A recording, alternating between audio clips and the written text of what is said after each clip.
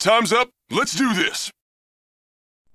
Hello, welcome back, ladies and gentlemen. Before we go into phase 2 of the BlizzCon Philippines qualifier, we actually have Tiebreaker for the 8th and final spot, and that's going to be between 4 players. So what we're going to do is that we're going to have an elimination race for this 4, single elimination style, and we will have TheSandman play against AkisS. Both of them were on stream slightly earlier, and 2 of them will be playing, as in both of them will be playing off stream for this round.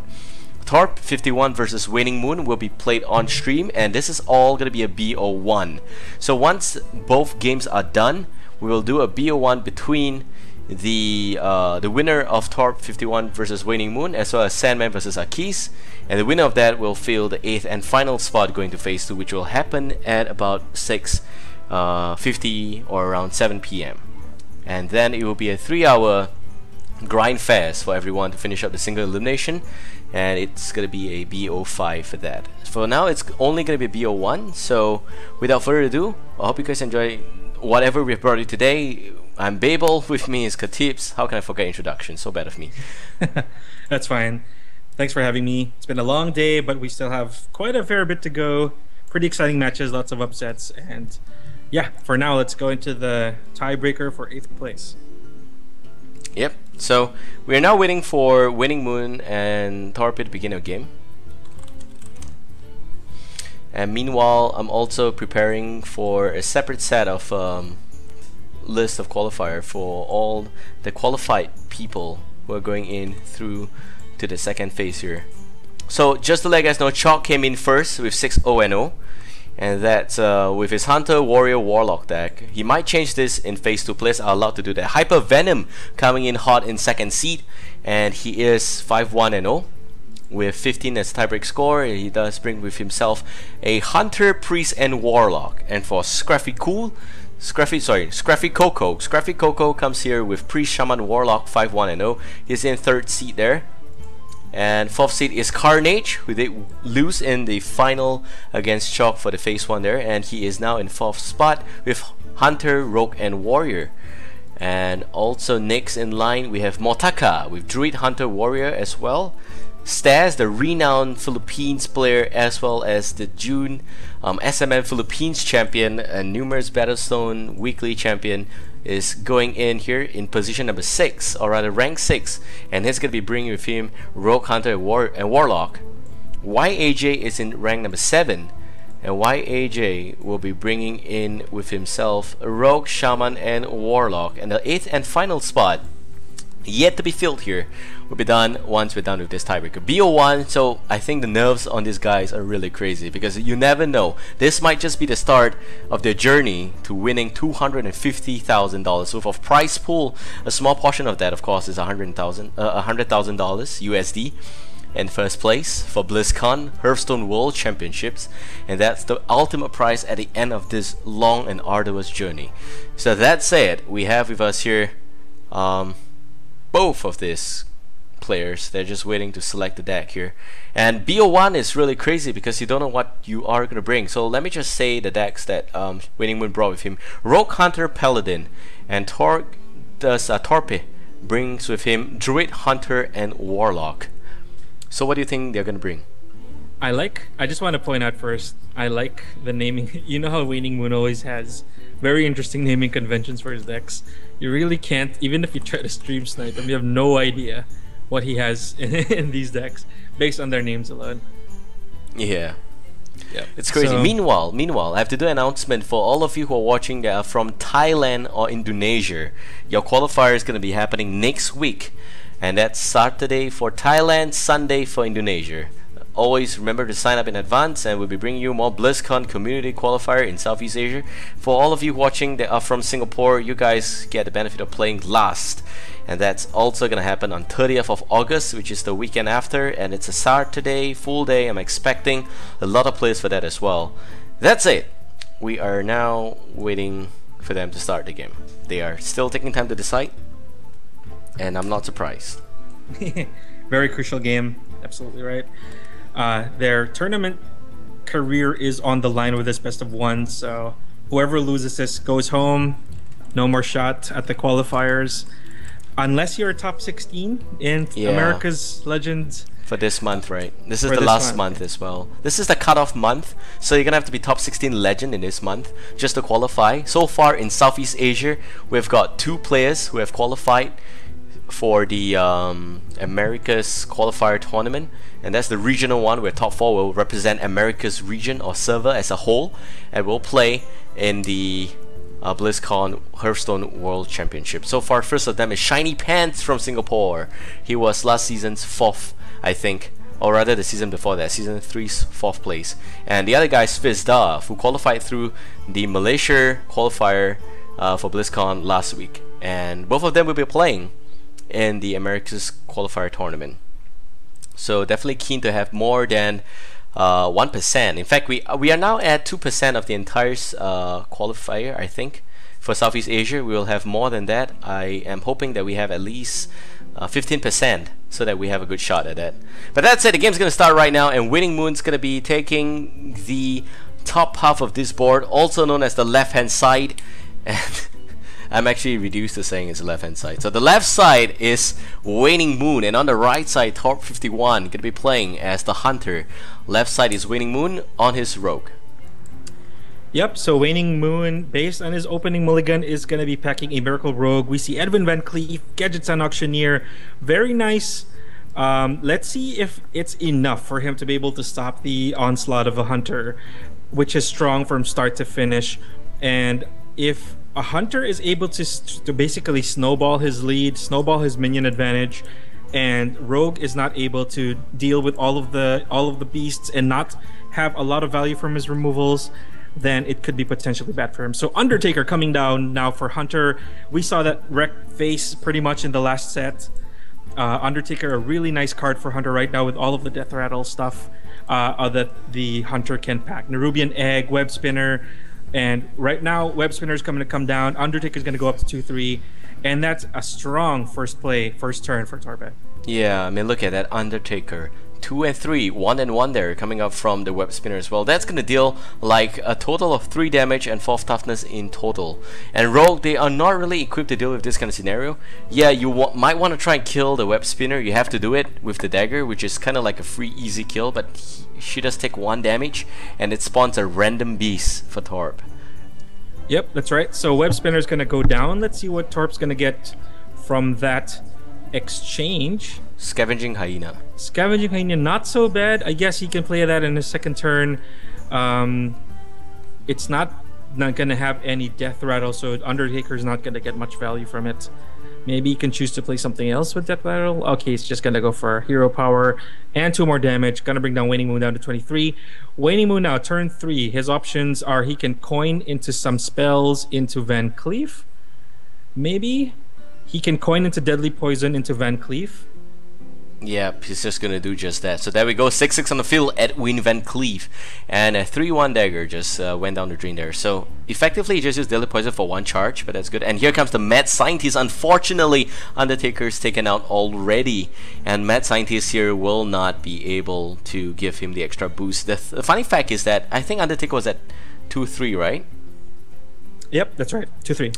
Yeah, would have been a lot easier there for everyone if he just died. So here comes Kill Command and Hunter's Mark on Edwin Van Cleef. So Torpe is more obsessed with protecting his own health pool here than anything else, and opts to go for a little bit more of a cancellation play, which I find it to be a little bit wasteful. Hunter's Mark and Kill Command, normally use those separately. That's right. But I think 6-6 is a big threat with no Deadly Shot in hand. He had no choice. WaningMoon is going to put down Blood Mage Thalnos just to try and see if he can get some card draw out of that. He does have 2 Gadgets and Auctioneers in his hand. He can start playing those as of next turn and start maybe drawing into his combo. But right now, here comes a spell. Here comes a trap for Torpe, and he does have 1 charge of Eaglehorn Bow left with 3 cards in hand. Yeah. Yep, so WaningMoon does have the Auctioneers. He can play them this turn. He can also play Azure Drake this turn. He has the prerequisite Shadow Steps for his Leroy, but no Leroy in sight. No preparations, no Conceal yet for his Auctioneer. He's going to have to be a little bit more patient and try and build this combo. Yeah, well, for Torp, he does have Scavenging Hyena, which he's going to play here. Mad Scientist is a pretty good play as well, but he's going to go for the Houndmaster buff there on the Scavenging Hyena. So that's now a 4-4 with Ton. And the 3-1, or rather the weapon in hand, the Eagle Horn Bow, is going to deal 3 damage. So the good news here for Top is that WaningMoon is down to 13 health. And WaningMoon, tournament live here, on the brink of extermination. That's right. 13 health left.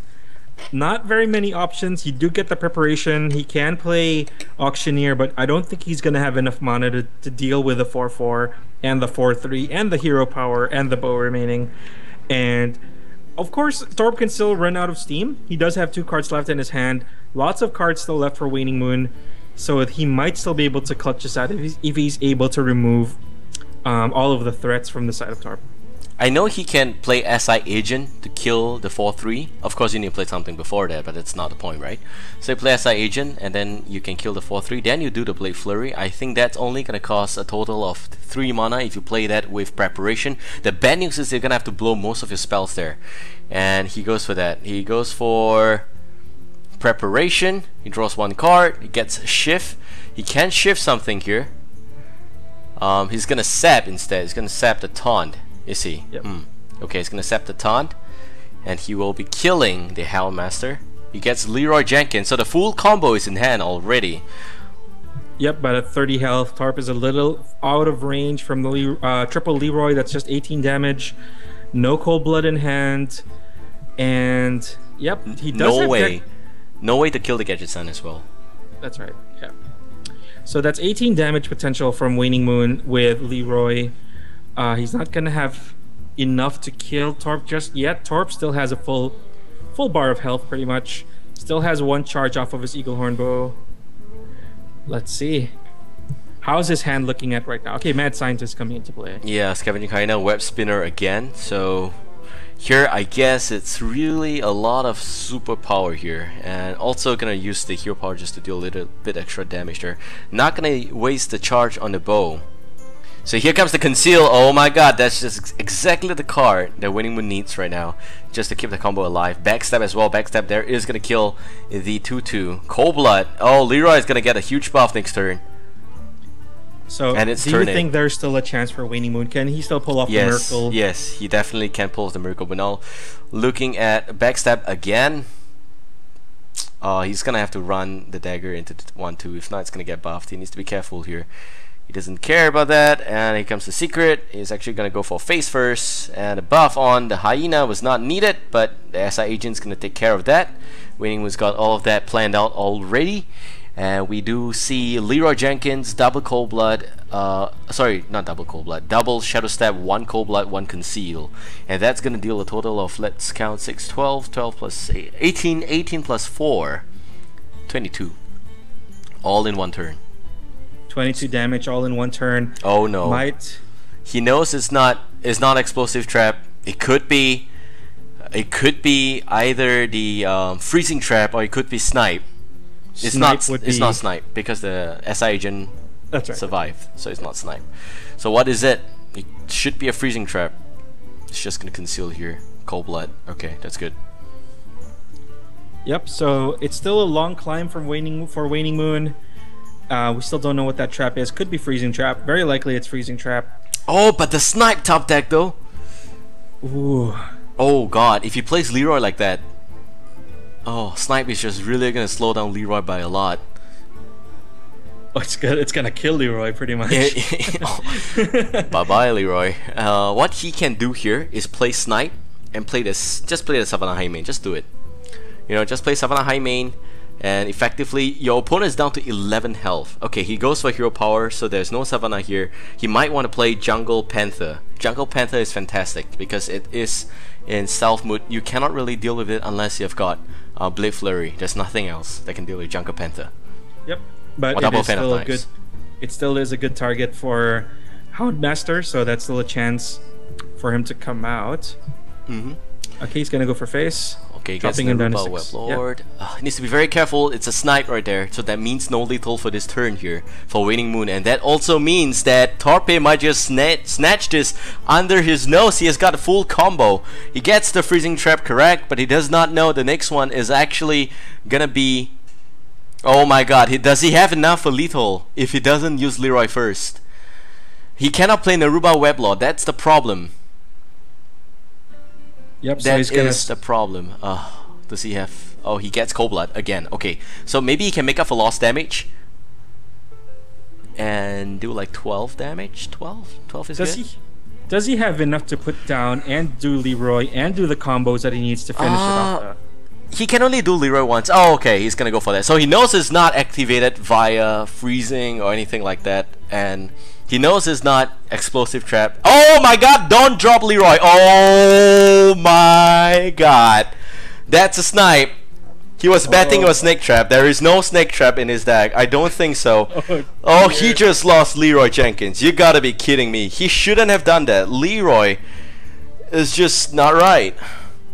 Oh no. So WaningMoon made a miscalculation, probably expecting snake trap, and oh god. It looks like it might be the end of his campaign. Okay, let me do my math here. He had a chance if he played the SI agent first. If he plays the SI agent first, he's actually gonna call conceit. Is he? Oh, he is just gonna drop out like that. Oh my god, that was a big mistake. It's a huge mistake. He knows it's not explosive trap. He knows it's not freezing trap. Took a risk with the Leroy. I guess he had no choice. He needed the damage. Oh god. Okay. Torpe was I was halfway through my math. So he was at 21 health, right? The hunter. And if you played SI agent with prep first, prep SI agent. Okay? SI agent's gonna take 3 mana. And the snipe would kill it, so that's fine. 21 health, he would have 6 and 12. But he does have Cold Blood. So that is the thing, he does have Cold Blood. Did he already use Cold Blood on the Gadget-san? I think he didn't, right? Yeah, he used one of them. He still has got one more Cold Blood. So with a total of 5 mana, he can play Leroy Jenkins once, and that's it. He cannot play a second Leroy Jenkins. So there was no lethal no matter what. Yep. So he didn't have a choice there. Did he? Let's just revisit that again. No, I don't check the tapes and make no, sure. He doesn't have that. Okay, because second Leroy is gonna cost like what? A total of 6 mana. He does only have got 8. So oh my god, that was just such premeditated murder. That was murder, murder by Torpe. Come on, that was so sad. He's got Leroy, he's got full combo. Oh, Snipe win games, guys. Don't ever underestimate Snipe. Ever. Yeah, he didn't have a choice. He really didn't have a choice. So that's a nice appearance of the new Trap Hunter Mad Scientist deck in this new meta for Hunter. I mean, it's pretty interesting. You can see it kind of devastates the right kinds of decks at the right kind of time. WaningMoon not expecting that snipe and unfortunately paid for it. I guess he didn't have a choice. Given our math, I don't think it would have made it anyway, but our math has known to be wrong. So yep, so we are gonna play one more match in the winner of the other best of the other contenders for 8th place. It's Sandman versus AkisS. Let's see who has won. Alright, just gonna check that out. I'm not gonna take the stream off or not gonna do anything funny. So we're just gonna be